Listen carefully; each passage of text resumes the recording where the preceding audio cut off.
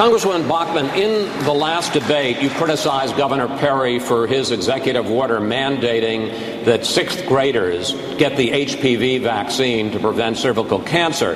Then afterwards, you suggested that the vaccine was linked to mental retardation, and you said that it could, quote, potentially be a very dangerous drug.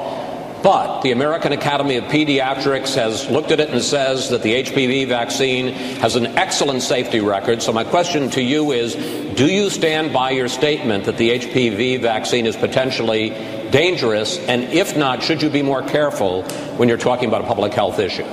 Well, first, I didn't make that claim, nor did I make that statement. Immediately after the debate, a mother came up to me, and she was visibly shaken and heartbroken because of what her daughter had gone through. And so I only related what her story was.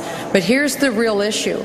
Governor Perry mandated a health care decision on all 12-year-old little girls in the state of Texas. And by that mandate, those girls had to have a shot for a sexually transmitted disease. That is not appropriate to be a decision that a governor makes. It's appropriate that parents make that decision in consultation with their doctor. But here's the even more important point, because Governor Perry made a decision where he gave parental rights to a big drug company. That big drug company gave him campaign contributions and hired his former chief of staff to lobby him to benefit the big drug company. That's what was wrong with that picture. Governor Perry, obviously 30 seconds to respond, sir. Thank you. I got lobbied on this issue. I got lobbied by a 31-year-old young lady who had stage 4 cervical cancer. I spent a lot of time with her. She came by my office. She talked to me about this program. I readily admitted that we should have had an opt-in in this program, but I don't know what part of opt-out most parents don't get. And the fact is, I erred on the side of life, and I will always err on the side of life as a governor and as the President of the United States. Governor Perry, I now have a question for you. Texas has the most uninsured residents of any state in the country, 25%. In the last debate, you blamed it on restrictions imposed by the federal government, but we checked about that, sir. In fact, the feds treat Texas like they do all the other big states. On its own, Texas has imposed some of the toughest eligibility rules for Medicaid of any state in the country. In fact, you rank 49th in Medicaid coverage of low-income residents. So the question is, isn't Texas's uninsured problem because of decisions made by Texas? Well, I disagree with your analysis there, because we've had a request in for the federal government so that we could have a Medicaid waiver for years. And the federal government has stopped us from having that Medicaid waiver, allowing the state of Texas, or for that matter, the other states that we're making reference to here, to have waivers, give them more options to be able to give the options. There's a menu of options that we could have, just like John Huntsman talked about. That is how we go forward with our health care. Each state deciding how they're going to deliver that health care. Not one size fits all. And I think this whole concept of not allowing the states to come up with the best ideas about how to deliver health care in their state. And the fact is, people continue to move to the state of Texas, some of the highest rates in the country, because we have created a state where opportunity is very much the word of the day there, if you will, for finding work and what have you. And our health care is part of that, our education is part of that, and we're proud of what we put together in the state of Texas. Governor Romney, the other day, Governor Perry called Romney Care socialized medicine. He said it has failed in Western Europe and in Massachusetts, and he warns that Republicans should not nominate, his words, Obama light. How do you respond to Governor Perry? I don't think he knows what he's talking about in that regard. Let me tell you this about our system in Massachusetts. 92% of our people were insured before we put our plan in place. Nothing's changed for them. The system is the same. They have private market-based insurance. We had 8% of our people that weren't insured. And so what we did is we said, let's find a way to get them insurance. Again, market-based, private insurance. We didn't come up with some new government insurance plan. Our plan in Massachusetts has some good parts, some bad parts, some things I'd change, some things I like about it. It's different than Obamacare. And what you heard from Herman Cain is one absolutely key point, which is Obamacare intends to put someone between you and your physician. It must be repealed. And if I'm President of the United States, on my first day in office, I will issue an executive order which directs the Secretary of Health and Human Services to provide a waiver from Obamacare to all 50 states. That law is bad. It's unconstitutional. It shall not stand. Governor Perry, 30 seconds to respond. I think Americans just don't know sometimes which Mitt Romney they're dealing with. Is it the Mitt Romney that was on the side of against the Second Amendment before he was for the Second Amendment? Was before he was before these social programs from the standpoint of he was for standing up for Roe versus Wade, before he was against Roe versus Wade? He was for race to the top. He's for Obamacare, and now he's against it. I mean, we'll wait until tomorrow and see which Mitt Romney we're really talking to tonight. Governor Romney? I'll use the same term again. Nice try. Governor, I wrote a book 2 years ago, and I laid out in that book what my views are on a wide range of issues. I'm a conservative businessman. I haven't spent my life in politics. I spent my life in business.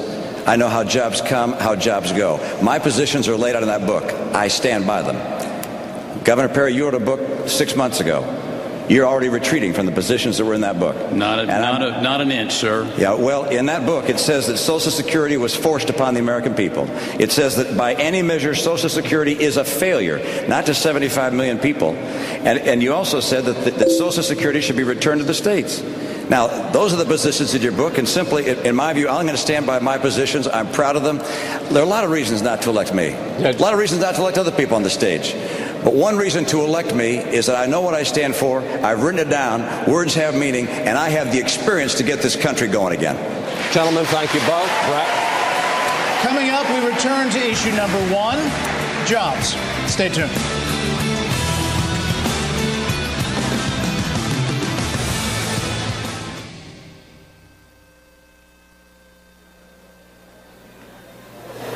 All right, thanks for sticking with us on youtube.com/Fox News, where we are breaking down a lot of raw data with the help of Steve Grove with Google and YouTube, and also our very own Chris Stirewalt. One thing that has changed a lot in recent years with campaigns is that instead of going out and making huge expensive ad buys, a lot of candidates are putting their ads or putting their videos online, and you've got some data on those. Yeah, all of these candidates have YouTube channels. They upload videos almost every day. The first chart we want to show you is the number of videos that people have uploaded by candidate. And if you look at this, the candidate uploading the most videos is Mitt Romney. Number 2 is Newt Gingrich. Yeah, very close. And 3rd is Herman Cain. This is since they've announced their campaign. So most active in terms of videos is Mr. Romney. Okay, but and to add to that, also, how many people are actually going and viewing them? Who's getting the most views? Yeah, so let's take a look at that. In terms of who's the most popular in terms of video views in their videos, Ron Paul takes the cake. Since he's announced 1.6 million views of his videos on YouTube. Herman Cain, number 2. Romney coming close in at number 3. So, of course, again, as Chris said before, Ron Paul, big audience online, lots of video views on YouTube. Does this pay off, Chris, for candidates? I mean, because Steve says they're uploading to YouTube every single day. They're tracking it. They know it's a daily occurrence. But is it worth the time and effort for them? Sure. And you see sort of the difference between a grassroots system or somebody that has a big campaign. But everybody goes to YouTube. Everybody does it now. Governor Perry has got that web video out now that looks like... He does. Actually, we have a picture of that. It looks like the part of it that's most entertaining is the part at the beginning that is like the opening sequence to a horror movie that lays out Barack Obama. It's like a movie trailer. Right. Really. It's kaboom. It's got a big kablooey in it.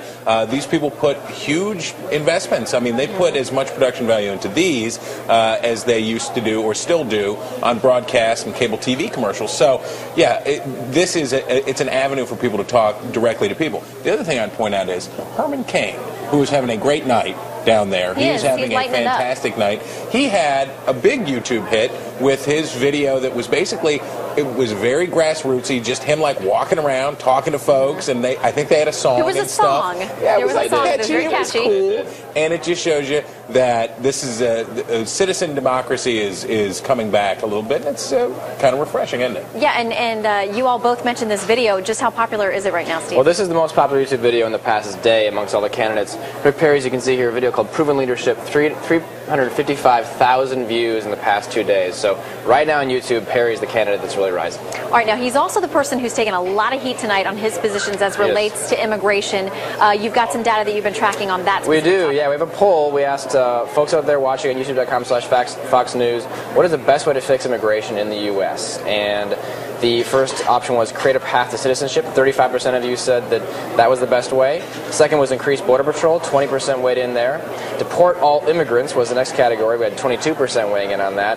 Build a stronger fence, 19%, and then leave them alone, 5%. So the top way to fix immigration in the U.S., according to folks online, is to create a path to citizenship. All right, Chris. Rick Perry's got to like that news because basically he doubled down tonight on his position that says be tough on the border. He always says send out the Ranger teams, Ranger strike teams. I felt like Chuck Norris was going to show up at any moment when he was talking about it. But with this is a rather moderate position for what you would expect would be a largely Republican viewership. Yeah. All right. It's good news. Sorry, gentlemen, we got to wrap it up. It's time to head back to the debates.